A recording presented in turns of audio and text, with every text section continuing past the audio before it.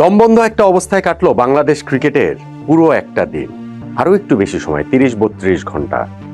এর মধ্যে বাংলাদেশের ক্রিকেটাররা বিপিএল সহ সব ধরনের ক্রিকেট বর্জনের ঘোষণা দিলেন, যে কারণে বিপিএল এ একদিনে 2টা ম্যাচ মাঠেই গড়ালো না।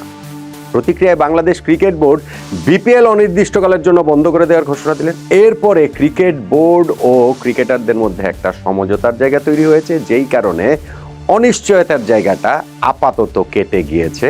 বিপিএল আবার মাঠে গড়াচ্ছে শুক্রবার থেকে। এই দমবদ্ধ অনিশ্চয়তার যে শেষটা হয়েছে সেইখানটাতে আমি 2টা জায়গা দেখতে পাচ্ছি। একটা হচ্ছে প্রবল হাস্যরসের এবং আরেকটা হচ্ছে তুমুল আতঙ্কের। আমি ঠিক নিশ্চিত ছিলাম না যে এই 2টা বিষয় নিয়ে একই ভিডিওতে আলোচনাটা করব কিনা, কিন্তু তারপরে মনে হলো যে যেহেতু শুক্রবার থেকে খেলা মাঠে গড়িয়েই যাচ্ছে, এই জিনিসটা নিয়ে বাংলাদেশ ক্রিকেটের এমন একটা জায়গায় আমরা পৌঁছে গিয়েছিলাম, ঠিক আছে আমরা এখান থেকে মুভ অন করতে চাই, সে কারণে এই সবকিছু মিলেই আলোচনাটা করছি। হাস্যরসের জায়গাটা কি, বিসিবির যে পরিচালক এম নাজমুল ইসলামকে নিয়ে এত কথাবার্তা এবং যেইখান থেকে এই পুরো আগুনের সূত্রপাত, তাকে বাংলাদেশ ক্রিকেট বোর্ড খুঁজে পাচ্ছে না। এম নাজমুল ইসলামের নামে একটা নিখোঁজ বিজ্ঞপ্তি পত্রিকায় ছাপানোর মতো অবস্থা, তার ছবি দিয়ে এটা দেয়ালে দেয়ালে পোস্টার চেপে দেওয়ার মতো অবস্থা। কেননা আজকে যেই মিটিংটাতে শেষ পর্যন্ত গিয়ে ক্রিকেটার ও বিসিবির একটা সমঝোতা হয়েছে, ক্রিকেটটাকে আবার সচল রাখার মতো একটা অবস্থাতে তারা গিয়েছে, সেইখানটাতে ক্রিকেট বোর্ডের প্রতিনিধি হিসাবে যিনি প্রেস কনফারেন্স করেছেন বিসিবি ডিরেক্টর মিঠু ভাই, ইফতেখার মিঠু ভাই, তিনি আসলে বলছিলেন যে এই নাজমুল ইসলামের সঙ্গে তারা যোগাযোগের চেষ্টা করেছেন সারাদিন। আজকের এই মিটিংটাতেও তাকে রাখতে চেয়েছেন, কিন্তু তার সঙ্গে যোগাযোগ করতে পারেননি।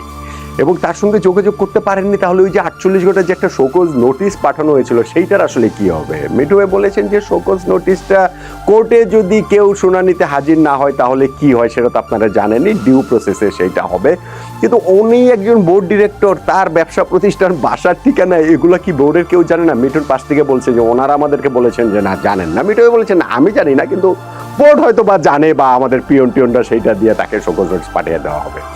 মিঠুনও ক্রিকেটারদের যে সংগঠন কোয়াবের প্রেসিডেন্ট মোহাম্মদ মিঠুন, তিনিও ওইটা বলছিলেন যে যেহেতু আমাদেরকে বলেছেন ওনার সঙ্গে যোগাযোগ করতে পারছেন না, ফলে আমাদেরকে তারা আবার ওই আশ্বস্ত করেছেন আমাদের যে দাবিটা রয়েছে সেই দাবিটা যথাসম্ভব দ্রুত সময়ে পূরণ করা হবে এবং ডিউ প্রসেস মেনেই আমাদের সেই দাবিটা পূরণ করা হবে। এই আশ্বাসের ভিত্তিতে আমরা শুক্রবার থেকে আবার খেলাটা মনোনিবেশ করতে চাই, আমরা মাঠে আসলে খেলতে চাই। এখন এই জিনিসটা হাস্যকর না আমাকে বলেন তো, বাংলাদেশ ক্রিকেট বোর্ডের একজন পরিচালক যাকে নিয়ে পুরো দেশে তোলপাড়, যাকে নিয়ে বাংলাদেশের ক্রিকেট 30-32 ঘন্টার জন্য এরকম একটা অনিশ্চয়তার মধ্যে পড়ে গেল, তাকে বাংলাদেশ ক্রিকেট বোর্ড খুঁজে পাওয়া যাচ্ছে না। ভাই এই কথা বললে তো পুরান ঢাকার ভাষায় একটা কথাই আছে না যে ঘোড়ায় বি হাসবো।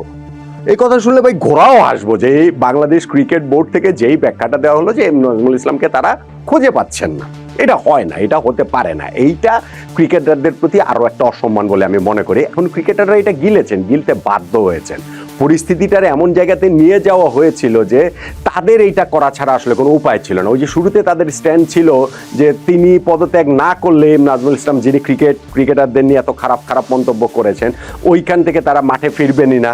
তারপর ক্রিকেটারদের ঐক্যের মধ্যে অনৈক্যের বীজ ছড়িয়ে দিয়েছেন হচ্ছে গিয়ে এই ক্রিকেট বোর্ডের পক্ষ থেকেই, পক্ষ বিপক্ষ ওইখানটাতে তৈরি হয়ে গিয়েছে। ফলে গিয়ে ক্রিকেটারদের এক সময় ক্রিকেট বোর্ড যখন ওই শক্ত স্ট্যান্ড নেয় যে বিপিএলই আমরা তাহলে বন্ধ করে দিচ্ছি, তখন ক্রিকেটারদের এই কম্প্রোমাইজের জায়গাটা আসতে হয়, তখন ক্রিকেটারদের এটা গিলে ফেলতে হয় যে না ঠিক আছে এম নাজমুল ইসলামকে খুঁজে পাওয়া যাচ্ছে না, কখনো যদি খুঁজে পাওয়া যায় তাহলে ক্রিকেট বোর্ড যা করার সেইটা করবে। এই যে যা মিঠু ভাই পাশে বসে বললেন যে না আমিও ক্রিকেটার ছিলাম, আমিনুল ইসলাম বলবো না আমাদের বোর্ড প্রেসিডেন্ট, তিনিও ক্রিকেটার, এইটা আমাদের জন্য অপমানের, তিনি যে মন্তব্যটা করেছেন সেটা অনাকাঙ্ক্ষিত, ওইটা কোনোভাবেই অ্যাকসেপ্টেবল না।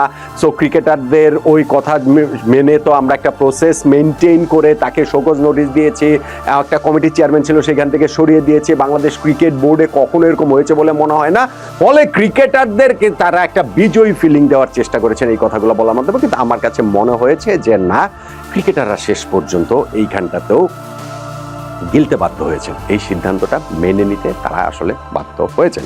যাক, মাঠের ক্রিকেটে ফিরছে। আমি আগেও আপনাদেরকে ভিডিওতে বলেছিলাম যে এই ভদ্রলোক এম নাজমুল ইসলামকে বিসিবি থেকে সরানো তো দূরের কথা, তাকে এই প্রকাশ্যে ক্ষমা প্রার্থনার যে দাবিটা ক্রিকেটাররা করেছে সেই ক্ষমা চাওয়ানোর ক্ষমতাটাও এই ক্রিকেট বোর্ডের নাই, সেটা তো আসলে ক্লিয়ারলি আপনারা দেখতেই পেলেন।